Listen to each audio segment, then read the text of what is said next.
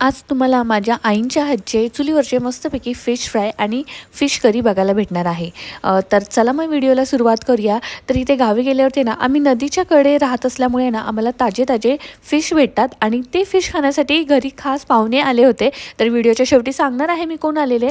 तर फिशवाल्यांनी फिश आणून दिले होते, स्वच्छ क्लीन करून घेतले होते। क्लीन करताना थोडंसं ज्वारीचं पीठ टाकतात गावी, कारण का त्याचं स्मेल येऊ नये। तर हे चिलापी फिश होते आणि त्यानंतर त्याच्यामध्ये ना मॅरिनेशन करण्यासाठी हळद, मीठ आणि याने एक छोटंसं वाटण जसं की कोथिंबीर, लसूण आणि थोडंसं खोबरं 1 चमचाभर टाकलं होतं, मिक्स केलं आणि फ्राय करण्यासाठी इथे रव्यामध्ये फिश फ्राय मसाले, मीठ, तिखट आणि ते सेम एक हिरवं वाटण 1 चमचा टाकलं होतं, ज्याने की टेस्ट छान लागते। तर व्यवस्थित मिक्स करून घ्यायचं आहे।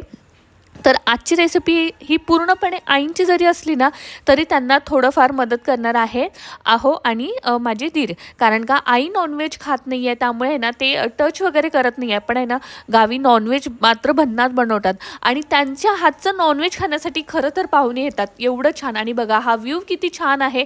तर मी तुम्हाला ना नदी देखील दाखवलेली आहे, अगदी जवळ आहे, त्यामुळे एकदम फ्रेश फिश आलेले आहेत घरी। आता इथे आहे ना दादा म्हणजे माझे छोटे दीर ते हेल्प करतायत। तर आहे ना घरामध्ये ना अशी कित्येक महिला आहेत की ज्यांनी कधी नॉनव्हेज खाल्लं नाही आहे, इवन टच केलं नाही आहे, पण आपल्या फॅमिलीसाठी ते मात्र खूप छान बनवून देतात। तर तुमच्यापैकी असं कोण कोण आहे ना ते मला नक्की कमेंट करून सांगा। तर आहे ना आज घरी आहे ना घरचे जावई आले होते आणि ते स्पेशली फिश खाण्यासाठी आले होते, कारण काय ना गावी सगळीकडे फिश भेटत नाही आहे। तर आईंच्या हातचे फिश आहे ना खूप फेमस आहे, सगळ्यांनाच घरात आवडतात, इवन सगळ्या पाहुण्यांना आवडतात। त्यामुळे ज्यावेळेस कधी येतात ना त्यावेळेस ते आईंना हमखास करायला होतात।